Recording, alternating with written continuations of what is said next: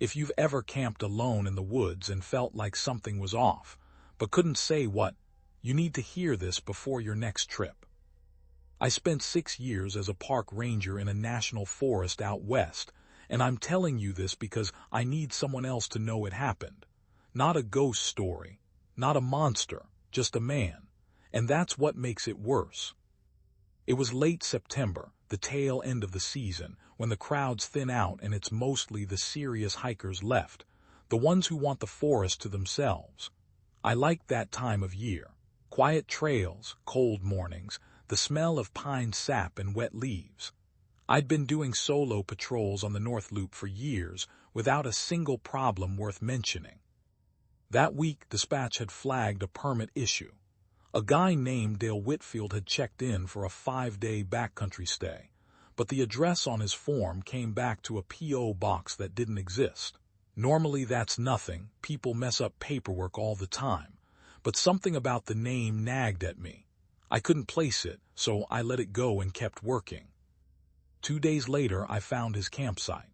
It was set up wrong. That was the first thing I noticed. Experienced backpackers pitched their tents with the door facing away from the wind and close to an exit route. His was facing straight into a rock wall boxed in on 3 sides. No fire ring, no cooking gear laid out. Just a tent, a backpack, and a folding chair sitting dead center in a small clearing like he'd staged it for a photograph. I called out. No answer. I checked the permit tag zip-tied to a tree. It matched the name from dispatch. I figured he was out on a day hike, so I left a courtesy notice about proper fire safety and moved on. Standard stuff. I didn't think about it again until that night. Around 11, my radio crackled with a call from a woman named Carol, a section leader 2 ridgelines over. She said a hiker had flagged her down, badly shaken, saying a man had approached her on the trail asking very specific questions, how many people she was with, whether anyone knew her exact route, what time she was expected back at her car. When she got uneasy and tried to walk off, he'd followed alongside her for almost a mile, chatting casually the entire time, like nothing was wrong, before peeling off into the trees. The description matched Dale Whitfield. I drove back toward his site. I radioed it in, requested backup, and when I got close, I parked and walked the last stretch on foot so I wouldn't spook him if he was there. The tent was empty. The chair was gone. In its place in the dirt, someone had used a stick to draw a rough map, trail junctions, a stream crossing, a ridge line with a small X near the parking area where day hikers usually left their cars. My car was parked less than half a mile from that lot. I want to be honest with you, that's the moment my hands started shaking. Not because of the map itself, but because of how careful it was. Precise elevation lines. A little arrow marking north. This wasn't someone lost or confused. This was someone planning. I backed out of the clearing and radioed county dispatch, gave them everything, the map, the questions he'd asked the other hiker, the fake address. They told me 2 deputies were 20 minutes out, coming from the South Access Road. 20 minutes is a long time when you're standing alone in the dark with a flashlight and a can of bear spray, trying to figure out if the man you're looking for is behind you or already gone. I chose to head to the parking lot instead of waiting. If he was targeting hikers coming off the trail, that's where he'd be. I moved fast, staying off the main path, cutting through brush where I could, listening for anything, voices, footsteps in leaves, the snap of a branch. Nothing, just my own breathing and the wind moving through the canopy. When I broke out of the tree line, the lot was empty except for 4 parked cars and a single overhead light buzzing weakly at the far end. I checked each vehicle. 3 were locked, dusty, clearly parked for days, day hikers who'd left early. The 4th had its driver door slightly open, dome light on, engine cold. Inside on the passenger seat was a spiral notebook. I shouldn't have touched it, but I did. Pages of handwritten notes, dates, trailhead names, descriptions of women hiking alone, what they were wearing, what time they'd started. My site was one of the entries. So was Carol's section. So was a ranger station 40 miles south that I hadn't even radioed about being short-staffed that week, information he shouldn't have had. The deputies arrived 12 minutes later. We searched the lot, the tree line, the access road in both directions. Whitfield was gone. His tent, when we went back for it, had been struck and packed. Someone had broken camp in under 15 minutes flat, in the dark, without a headlamp anyone saw. They ran the name through the system that night. Dale Whitfield didn't exist. Not as a driver's license, not as a social security number, not as anything traceable. Just a name written on a piece of paper that got him past a check-in desk that never verifies who you say you are. We found his car 3 days later, abandoned at a rest stop 90 miles east, wiped down completely inside, no prints, no fibers. No trace of where he went from there. No trace of who he really was. I left the Ranger service the following spring. People ask why, and I usually give some vague answer about wanting a change. The truth is smaller than that. It's that notebook. It's the fact that somewhere out there, a person spent real time learning names, schedules, and habits of women hiking alone in the woods I was supposed to be protecting. And I only found out because his paperwork happened to look wrong. I think about how many campsites I walked past over the years without checking who was really staying in them.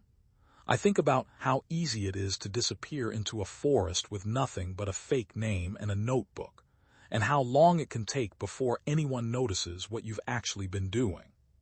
If you hike alone, tell someone your route. Not the general area, the actual trail, the actual time you expect to be back. Because out there, it's not the woods you need to worry about. It's who else decided to be in them with you.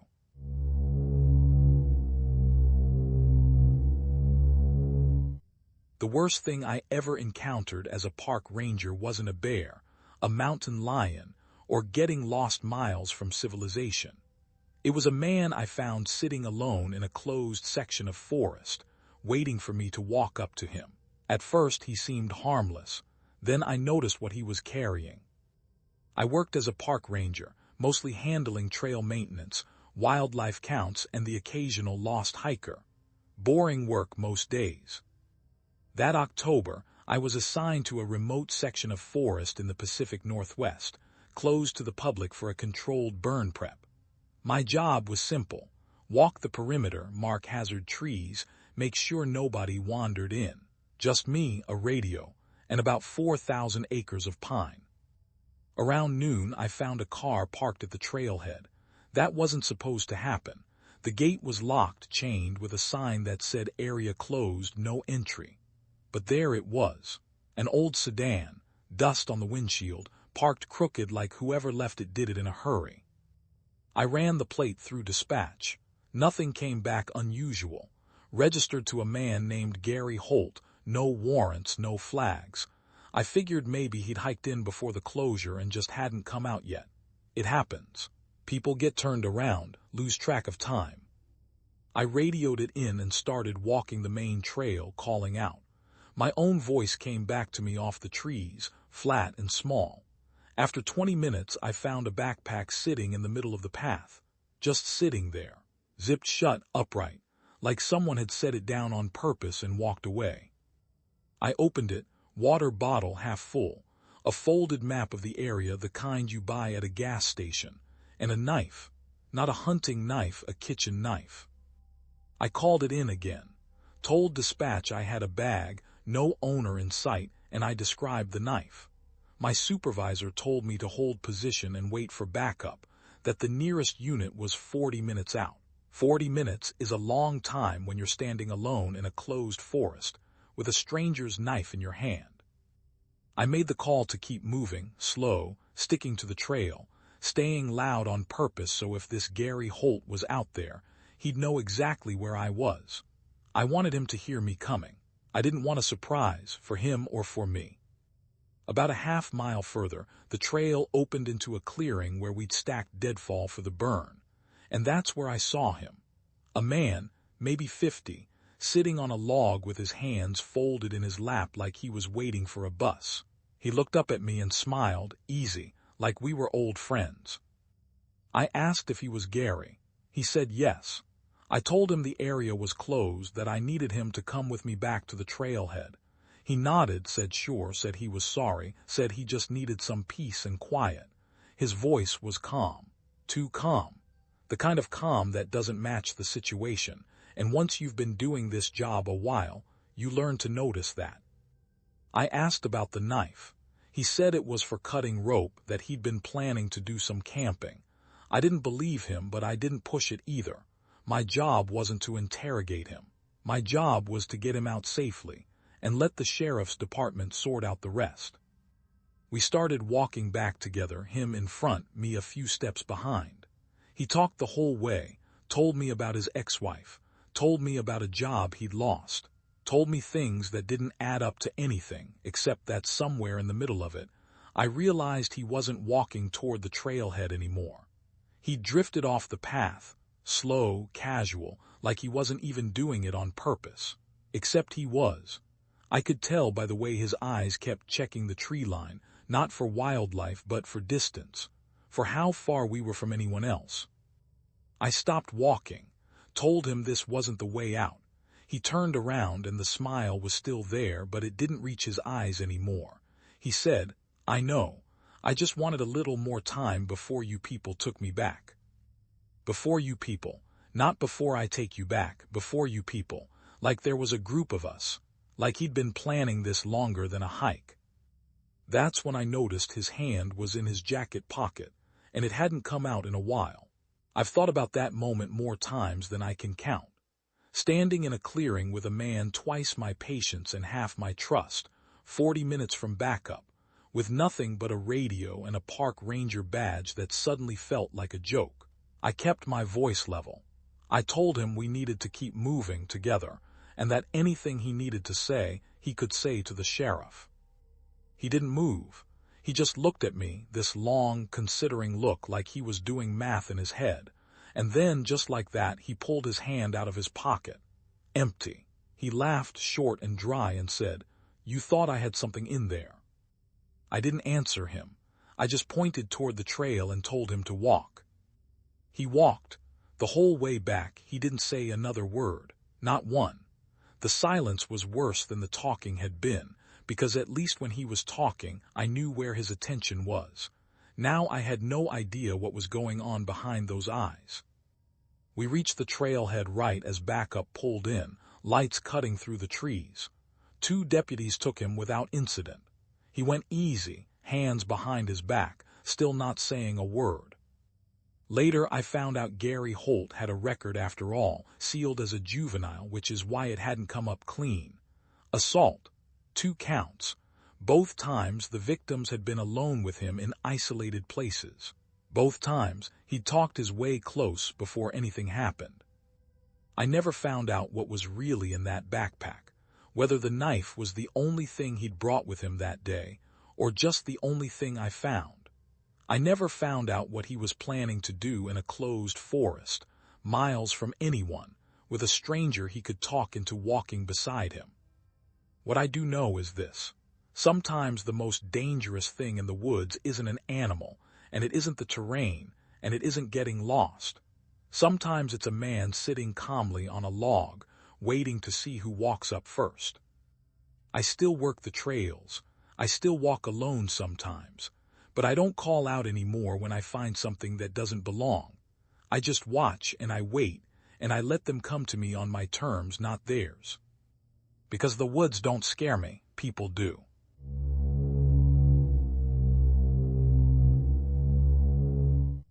I used to think the quiet was the best part of working in the forest. No crowds, no traffic, just miles of trees and the occasional hiker passing through. Then I found a car that had been sitting at the trailhead for 2 days, and everything I thought I knew about that stretch of forest changed. It was late September, the tail end of the season. I was doing my usual sweep of the North Loop, checking for downed trees after a storm, when I found a car parked at the trailhead that had been sitting there for 2 days. I knew because I'd logged it on my first pass, and it hadn't moved. Blue Honda Civic, Oregon plates, registered to a woman named Danielle Reyes, 34 years old, from Bend. No note on the dash. No permit filled out at the box, which almost nobody skips. It's just a habit drilled into every regular hiker out here. Sign in, sign out, so if something happens, we know where to look. I called it in. Standard protocol. We wait 24 hours for a solo hiker before we treat it as a real search, because half the time people just decide to camp an extra night and forget to tell anyone. But something about this one bothered me. Maybe it was the dust already settling on the windshield. Maybe it was that the car was locked, but the driver's side window was cracked open 2 inches, like someone had meant to come right back. The next morning we started the search. 6 of us plus a dog team. I took the North Ridge Trail because I knew it best. I'd walked it probably 400 times. About 3 miles in, past the fork most tourists never find, I saw something that made my stomach drop before my brain even caught up. A single hiking boot, sitting upright in the middle of the trail. Laced, like someone had stepped out of it, and just kept walking in one sock. I radioed it in and kept moving, slower now, checking the brush on both sides. That's when I noticed the ribbon markers were wrong. We use pink survey tape to mark maintenance routes, spots where trail crews are working, or where a section's been rerouted around erosion damage. I know every marker on that ridge because I helped place half of them myself. But here, tied every 20 feet or so, was a second set of ribbons. Same pink color, almost identical, except ours are tied in a double knot, high on the branch above eye level. These were tied low, single loop, right at chest height, right where someone walking with their eyes forward would see them without even trying. They led off the main trail, into terrain that wasn't on any map I'd ever logged. I want to be honest with you, I've been doing this job a long time, and my first thought wasn't fear. It was irritation. I figured some new trail crew guy had gone rogue with a spool of tape and didn't loop me in. I followed the false markers for maybe half a mile, and the terrain got rougher, steeper, until I was pushing through brush that hadn't been cleared in years. No boot prints, no sign that a maintenance crew or anyone official had ever been through there. Then I found the second boot. Same brand. This one was sitting at the base of a tree, and next to it, someone had arranged 4 flat stones in a straight line, pointing further into the woods. That's when the irritation turned into something else. I radioed my supervisor and told her what I was looking at. She went quiet for a second, then asked me to repeat the coordinates twice. Turned out our whole search team had spread out across 5 different trails that morning based on statistical probability, where a lost hiker is most likely to wander. Nobody else had been sent toward the ridge. Nobody else knew about the false ribbons, because I was the only one who'd have recognized they were false in the first place. I was alone, 3.5 miles from the trailhead, following a trail of stones and boots left by someone who understood exactly how we mark our own paths, and had used that knowledge to build a trail meant to look official, meant to pull one of us, specifically, off the beaten path and into terrain nobody would think to search. I stopped walking. I remember standing there, listening to absolutely nothing, no birds, no wind moving through the pines, nothing, and doing the math in my head. Whoever did this had access to survey tape, knew our exact tying method well enough to almost copy it, knew this particular stretch of forest well enough to lay a trail across 3/4 of a mile of unmarked terrain without getting lost themselves. I made the call to turn back, not because I stopped caring about Danielle Reyes. I think about her every day, but because I understood, standing on that ridge, that I wasn't looking for a missing hiker anymore. I was standing inside something somebody had built, and built things have a purpose. It took me 40 minutes to backtrack to the main trail, and every one of those minutes, I kept waiting for the terrain to explain itself. For some innocent reason, a maintenance crew would fake our exact ribbon style and drop hiking boots like breadcrumbs. I never found one. To this day, I haven't. We searched for 11 more days. We brought in state police, cadaver dogs, a helicopter with thermal imaging. We never found Danielle Ray's. We never found whoever tied those ribbons. The false trail just stopped, about a mile past where I turned around. At the edge of a rock face that dropped 40 feet into a ravine, we later searched by rope team and found completely empty. Here's the part that still keeps me up at night. 2 months after I left that job, and yes, that search is a large part of why I left, I was going through old service records for something unrelated, and I found a maintenance log from 3 years earlier. A supply order for pink survey tape. Same brand we always used, except the order was placed by an employee ID that didn't match anyone on our crew roster. Never had. Somebody had access to our supply system.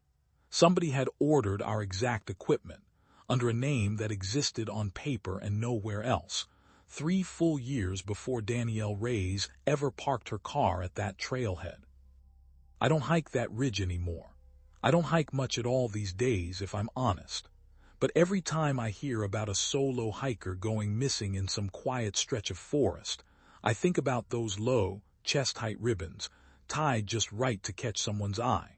And I wonder how many other trails, in how many other forests, are waiting for the right person to come along and follow them. That's the end of all 3 park ranger horror stories. Which one got under your skin the most? Let me know in the comments, and if you were in the ranger's position, tell me what you would have done. If you enjoyed these stories, hit like, subscribe, and turn on notifications for more horror stories.